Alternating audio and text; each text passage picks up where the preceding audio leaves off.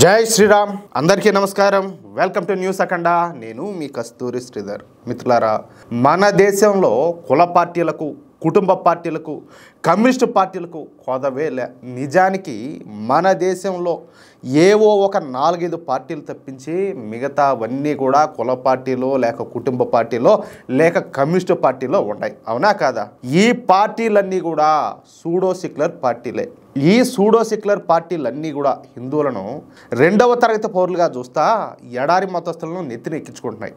చూడండి ఎందుకంటే vote bank రాజకీయాలు హిందువులను కులాల పరంగా వర్గాల పరంగా విభజించి పాలిస్తున్నాయి కానీ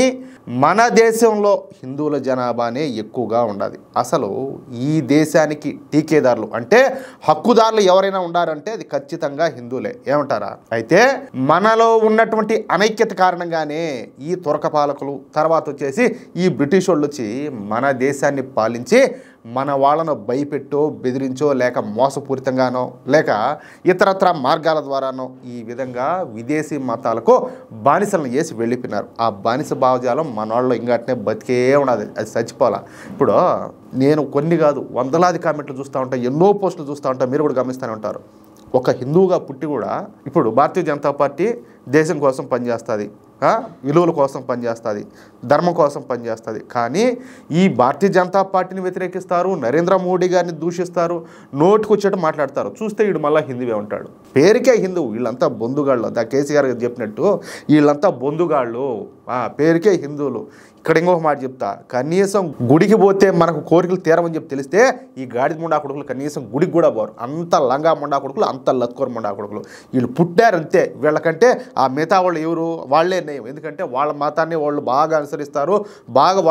వాళ్ళ సిద్ధాంతాలు వాళ్ళ కథ ఏదైతే ఉంటుందో ఖచ్చితంగా ఎగ్జాక్ట్గా ఎంత కూడా ఫాలో అవుతూ ఉంటారు చెప్పాలంటే వాళ్ళ కాళ్ళ కింద దూరం కూడా పనికిరారు ఎదముండా కొడుకులు అంతా కూడా అయితే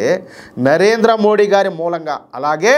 ఈ మధ్యకాలంలో నరేంద్ర మోడీ గారు ఎప్పుడైతే వచ్చారో అప్పటి నుంచి కూడా ఈ సోషల్ మీడియా యుగం అనేది బాగా పుంజుకునేది దాని ద్వారా అలాగే భారతీయ జనతా పార్టీ వివిధ హిందూ సంస్థలు వీటన్నిటి మూలంగా ఇప్పుడిప్పుడే మన హిందువులలో చైతన్యం వస్తుంది హిందువులంతా కూడా నెమ్మదిగా సంఘటితం అవుతున్నారు చాలా సందర్భాల్లో మన బలం ఏంటో నిరూపిస్తున్నారు అలాగే తమ ఓటు హక్కు ద్వారా తమ బ్రతుకులను బాగు చేసుకోవచ్చు అని చెప్పేసి తెలుసుకుంటున్నారు ఇప్పుడు నేను బీజేపీకి ఓటేసాయా నా ఓటైతే వృధాగాల నాకైతే అసంతృప్తి ఉండదు మీకు ఉండదా లేదా ఈ సూడో సెక్యులర్ పార్టీలను ఈ మధ్యన మన హిందువులు పెద్దగా దేకడంలే దీంతో ఈ సూడో సెక్యులర్ పార్టీలకు పెద్ద చిక్కొచ్చి పడింది మన దేశంలో చూస్తేనేమో హిందువులు మెజారిటీ అయిపోయా కానీ వాళ్ళ ఓటు బ్యాంకు మొత్తం కూడా ఎడారి మతస్థులే మరి ఎన్నికల్లో ఎలా గెలవాలన్న భయం ఈ కుల పార్టీలలోనూ అలాగే ఈ కుటుంబ పార్టీలలో అలాగే ఈ కమ్యూనిస్టు పార్టీలలో నెలకొందనమాట అయితే అందుకు వీళ్ళు కొత్త మార్గాన్ని ఎత్తుకున్నారు అదే దొంగ ఓట్లు సహజంగానే మన దేశంలో ప్రతిరోజు కూడా కొన్ని లక్షల మంది చనిపోతూ ఉంటారు ఇప్పుడు పుట్టడం ఎంత సహజమో చనిపోవడం కూడా అంతే సహజం ఏమంటారా ఎవరు ఆయుష్ తీరిపోతే వాళ్ళు ఇంకా టికెట్ తీసుకొని పోవాల్సి వచ్చేది అందుకే ఈ కుల అలాగే కుటుంబ పార్టీలు కమ్యూనిస్టు పార్టీలో ఈ చనిపోయిన వారి ఆధార్ కార్డులను బేస్ చేసుకొని దొంగ ఓట్లను సృష్టించడానికి ప్లాన్లు వేసినారు అయితే ఈ విషయాన్ని కొంచెం ఆలస్యంగానైనా కూడా కేంద్ర ప్రభుత్వం అయితే గుర్తించింది ఇక దేశవ్యాప్తంగా ఆధార్ డేటాబేస్ను శుద్ధి చేసేటటువంటి ఒక భారీ కార్యక్రమాన్ని unique identification authority of India చేపట్టిందనమాట దీన్నే ఉడాయ్ అంటారు ఈ ఉడాయ్ అనేది కేంద్ర ప్రభుత్వ పరిధిలోనే ఉంటుందన్నమాట ఆధార్ సమాచారం ఎప్పటికప్పుడు తాజాగా ఖచ్చితంగా ఉండేలా చేయడం ఈ చర్య యొక్క లక్ష్యం ఇందులో భాగంగా ఎవరైతే మరణించుంటారో ఆయా వ్యక్తుల ఆధార్ నంబర్లను దశల వారీగా డీయాక్టివేట్ చేస్తున్నారన్నమాట ఈ క్రమంలోనే ఇప్పటి వరకు దేశంలో దాదాపుగా 2 కోట్ల మంది ఈ చనిపోయిన వాళ్ళ ఆధార్ నెంబర్లు నిలిపేసినట్టు ఈ ఉడాయ్ అధికారులు అయితే వెల్లడించారు చనిపోయిన వారి ఆధార్ను దుర్వినియోగం చేయకుండా అడ్డుకోవడం అలాగే సంక్షేమ పథకాల ప్రయోజనాలు ఇతరులు అనధికారికంగా పొందడాన్ని నివారించడం అంటే చనిపోయిన వాళ్ళ పేర్లతో కూడా వీళ్ళంతా కూడా తీసుకుంటూ ఉంటారు కదా ఆ పథకాలు ఏవేవైతే ఉంటాయో మొత్తం అంతా కూడా వీళ్ళు పొందుతూ ఉంటారు అవునా కదా అలాగే దొంగ ఓట్లు వేయకుండా నిరోధించడమే లక్ష్యంగా ఈ ఉడాయి ఈ చర్యలన్నీ కూడా చేపట్టింది. వాస్తవానికి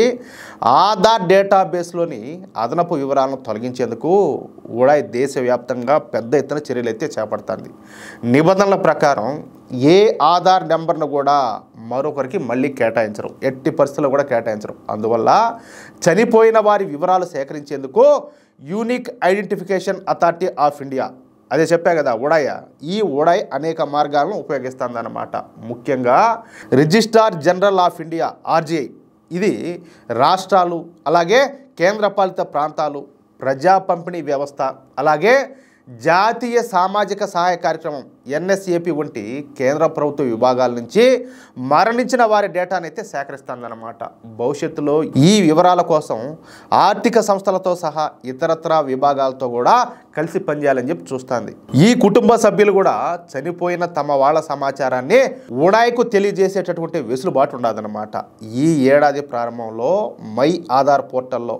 ఈ సదుపాయం అయితే అందుబాటులోకి తెచ్చినారు. కుటుంబ సభ్యులు తమ వివరాలను నమోదు చేసుకొని ఆ తరువాత మరణించిన వ్యక్తి ఆధార్ నెంబరు, అలాగే ఇప్పుడు మామూలుగా ఇది ఉంటుంది కదా మరణ ధృవీకరణ పత్రం అంటారు, ఏది డెత్ సర్టిఫికెట్, దాని సంఖ్యతో పాటు ఇతర వ్యక్తిగత వివరాలను పోర్టల్లో నమోదు చేయొచ్చు అనమాట. ఈ విధంగా కుటుంబ సభ్యులు అందించినటువంటి సమాచారాన్ని చెక్ చేసి చనిపోయిన వ్యక్తి ఆధార్ నెంబర్ను డీయాక్టివేట్ చేయడానికి అధికారులు ఆ చర్యలన్నీ కూడా తీసుకుంటారు. ఇలా చనిపోయినటువంటి ప్రతి వ్యక్తి యొక్క ఆధార్ కార్డును మొదటగా డీయాక్టివేట్ చేసి ఆ తర్వాత ఆ డేటాను కేంద్ర ఎన్నికల సంఘానికి పంపిస్తారు. ఇక కేంద్ర ఎన్నికల సంఘం కూడా ఆ చనిపోయిన వాళ్ళ వివరాలను తెలుసుకొని వాళ్లకు సంబంధించినటువంటి ఈ ఓటర్ ఐడి కార్డులు తొలగించి వాళ్లను ఈ ఓటర్ లిస్ట్ నుంచి తీసేస్తారు. ఫలితంగా ఏంటంటే ఇక దొంగ ఓట్లు వేయడానికి వీలు లేకుండా చేస్తారు. అది విషయం. ఇది మాత్రం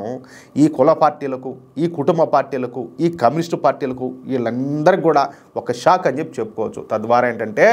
కేంద్ర ప్రభుత్వం ఈ పార్టీలకు మాస్టర్ స్ట్రోక్ ఇచ్చిందనమాట. అర్థమవుతుంది అది విషయం. మీరు కూడా వినే ఉంటారు, చూసుంటారు. ఎవరైనా చనిపోయిన వాళ్ళ ఓట్లు కూడా అట్టే కనుక ఈ ఓటర్ లిస్టులో ఉంటే